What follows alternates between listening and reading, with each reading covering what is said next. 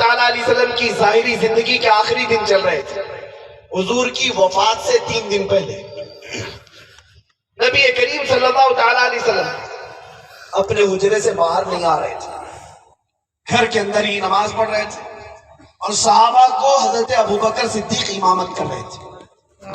یہ لمحات وہ ہیں جب صحابہ دن بھر حضور کے حجرے کی طرف ٹکٹکی باندھ کر بیٹھے رہتے تھے، ابھی حجرہ کھلے گا وہ آفتاب رسالت چمکے، سبحان اللہ۔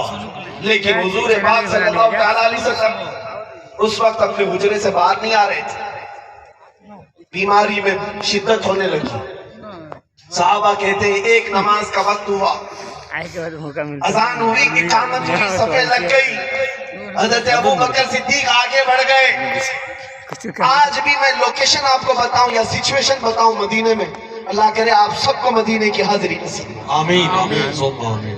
جب حضور کے مصلی کے پاس آپ کھڑے ہوں گے، ریاض الجنہ یوں قبلہ ہے اور حضور کا حجرہ بائیں ہاتھ کی طرف، یعنی پورا آپ کے بائیں ہاتھ کی طرف حضور کا حجرہ، وہیں سے دروازہ بھی کھلتا تھا، قبلہ سامنے، حضور کا حجرہ بائیں ہاتھ کی طرف ہے، صحابہ کی صفیں لگی۔ حدیث پاک میں ہے ابھی نماز شروع ہوئی تھی کہ اچانک نبی پاک کے حجرے کے کھلنے کی آواز آئی یا پردہ کھسکنے کی آواز آئی۔ جیسے ہی پردہ ہٹا، نبی پاک صلی اللہ تعالیٰ علیہ وسلم دروازے پر کھڑے تھے، قبلہ ادھر ہے۔ صحابہ کہتے ہیں ہر صحابی کا چہرہ قبلے سے پھر گیا اور ہر کوئی حضور کو دیکھنے لگا، سبحان اللہ۔ صحابہ کہتے ہیں سب حضور اکرم صلی اللہ تعالیٰ علیہ وسلم کی طرف دیکھنے لگ گئے، قبلہ ادھر ہے اور صحابہ ادھر پھرے ہوئے۔ یہ آج ظالم وہاں پر تمہیں موڑ کر کے کہتے کعبہ ادھر ہے، حضور کی جالیوں کے پاس، یہ جو لال دوپٹے پہن کر گھومتے رہتے ہیں، یہ سارے وہاں پر جتنے لال دوپٹے والے زبردستی گھما دیتے کعبہ ادھر ہے۔ تم اگر صحابہ کے دور میں ہوتے اور ان صحابہ کو کہتے کہ کعبہ ادھر ہے، ادھر کیوں پھرے ہو؟ میرے عزیزوں، ان صحابہ کی روحوں کا جواب بریلی کا امام دیتا ہے، ان کے عشق کا جواب بریلی کا امام دیتا ہے۔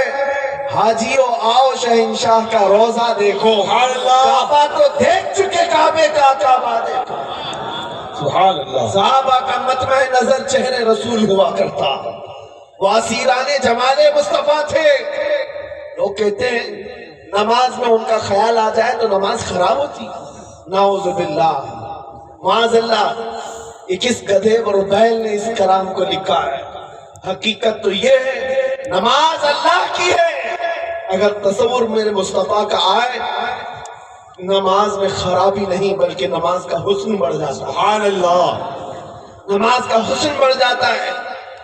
حضور پاک صلی اللہ تعالیٰ علیہ وسلم ایک بار ایک صحابی کو آواز دے رہے ہیں، وہ نماز پڑھ رہے تھے، وہ آئے نہیں، 2 بار حضور نے آواز دی، سلام پھیر کر نماز ہونے کے بعد آئے اور پوچھا یا رسول اللہ آپ نے بلایا تھا؟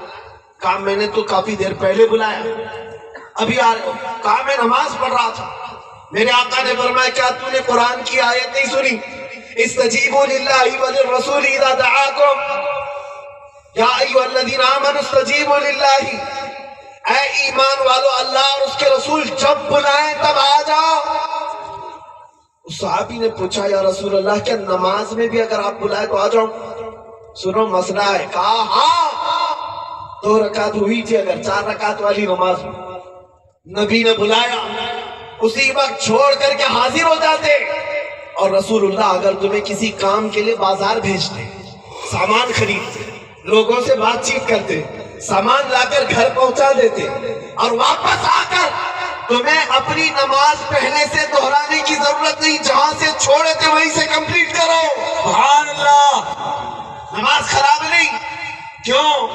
جتنی دیر تم نے یہ 2 رکعت کے بعد کام کیا وہ سب اطاعت رسول میں کیا، اور اللہ فرماتا ہے من یطیع الرسول فقد اطاع اللہ، جو رسول کی اطاعت کیا گویا کہ وہ اللہ کی اطاعت، سبحان اللہ، سبحان۔ سنو، میں جو بات کہہ رہا ہوں بار بار تنبیہ کر رہا ہوں وہ یہی ہے، ان صحابہ کے پاس جو طاقت تھی وہ جمال مصطفیٰ کے اسیر تھے، میرے مصطفیٰ کے حسن کے اسیر تھے.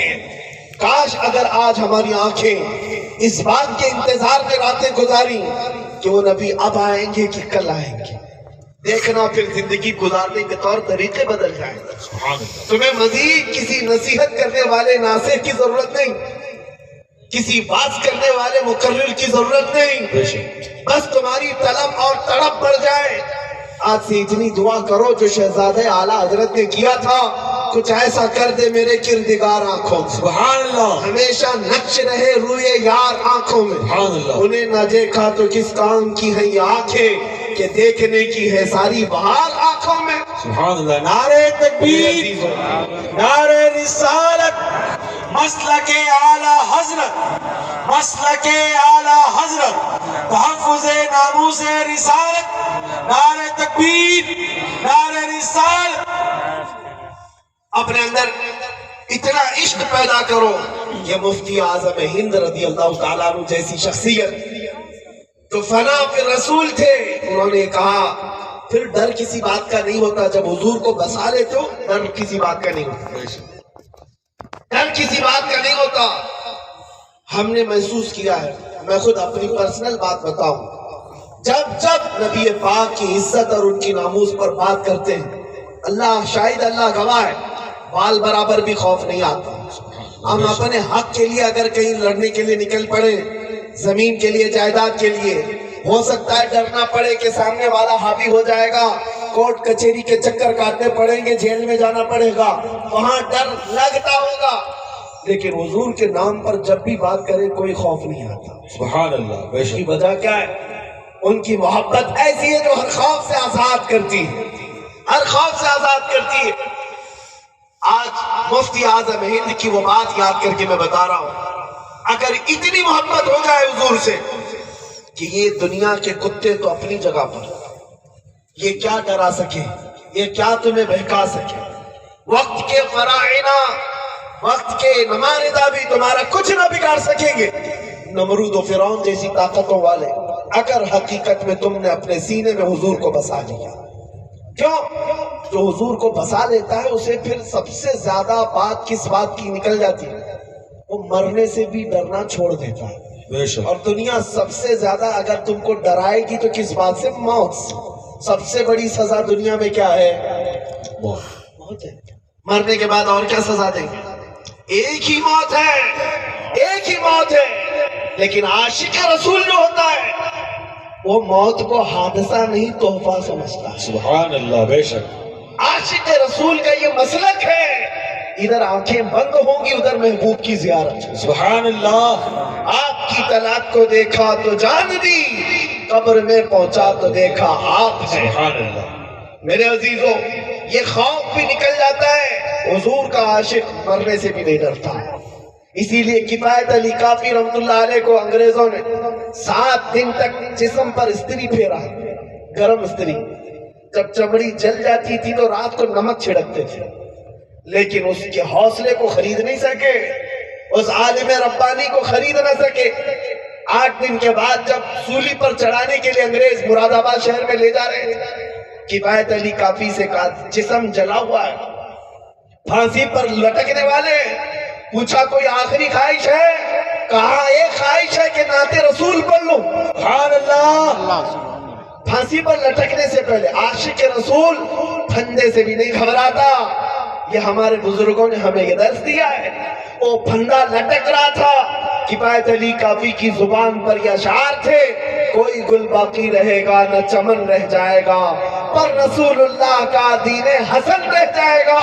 سب فنا ہو جائیں گے کافی وہ, لیکن حشر تک نام حضرت کا زبانوں پر چلن رہ جائے گا. نعرہ تکبیر. دونوں ہاتھوں کو اٹھا کے نعرہ تکبیر, نعرہ رسالت, نعرہ رسالت, تحفظ ناموس رسالت, تحفظ ناموس رسالت. نعرہ تکبیر, نعرہ رسالت. سیدنا عمر ابن خطاب مجلس میں بیٹھے, حضور پاک صلی اللہ علیہ وسلم کی جلدی باتیں میں اپنی کمپلیٹ کر رہا ہوں. قبر کے عذابات یا قبر کے سوالات کے متعلق حضور بیان کر رہے تھے کہ جب کبھی کوئی مرتا ہے اسے قبر میں رکھ کر کے لوگ چلے جاتے ہیں، دو فرشتے آتے ہیں نیلی آنکھوں والے، کالے چہرے والے، اور اسے سختی سے اٹھا کر سوالات کریں گے، ہر قبر والے کو جواب دینا ہوگا۔ نبی پاک صلی اللہ علیہ وسلم نے عمر فاروق سے پوچھا کہ اے عمر، جب قبر میں تمہیں فرشتے پوچھنے آئیں گے تم کیا جواب دو گے؟ سنو ایک عاشق رسول کیا کہتا ہے۔ عمر ابن خطاب پوچھتے یا رسول اللہ وہ سوالات کیا کریں گے، جوابات ہم کو کیا دینا ہے؟ یہ میں بعد میں دیکھتا ہوں، پہلے آپ مجھے یہ بتائیں، آج جو میں آپ سے محبت کرتا ہوں کیا یہ محبت مرنے کے بعد قبر میں بھی باقی رہے گی؟ حضور پاک نے فرمایا اے عمر، دنیا والوں کی محبتیں ختم ہو جائیں گی لیکن مجھ سے جو محبت کرتا ہے وہ قبر میں بھی اور حشر میں بھی باقی رہے گی۔ سبحان اللہ۔ عمر کہتے ہیں یا رسول اللہ آپ نے سند دے دی، اگر آپ کی محبت موت کے بعد بھی باقی رہے گی تو پھر یہ معاملہ میرے اوپر چھوڑ دے، میں خود منکر نکیر کو نپٹ لوں گا۔ سبحان اللہ سبحان اللہ۔ میں دیکھ لوں گا۔ خوف نہ رکھ رضا ذرا، تو ہے عبد مصطفیٰ، تیرے لیے امان ہے، تیرے لیے امان ہے۔ مفتی اعظم ہند نے بھی اسی طرح کا جملہ کہا تھا کہ فرشتے جو پوچھیں قبر میں کس کی امت ہو، اعلیٰ حضرت کا بیٹا مفتی اعظم کہہ رہے ہیں فرشتے جو پوچھیں قبر میں کس کی امت ہو، جواب کیا دینا چاہیے؟ مفتی اعظم کہتے ہیں لو دیکھ لو کہ ہے تصویر یار آنکھوں میں، سبحان اللہ۔ لو دیکھ لو کہ ہے تصویر یار آنکھوں میں، انہیں نہ دیکھا تو کس کام کی ہے یہ آنکھیں کہ دیکھنے کی ہے ساری بہار آنکھوں میں۔ عزیزان گرامی وقار، یہ باتیں میں اس لیے عرض کر رہا ہوں کہ وہ اسلاف بے خوف تھے، بے باک تھے۔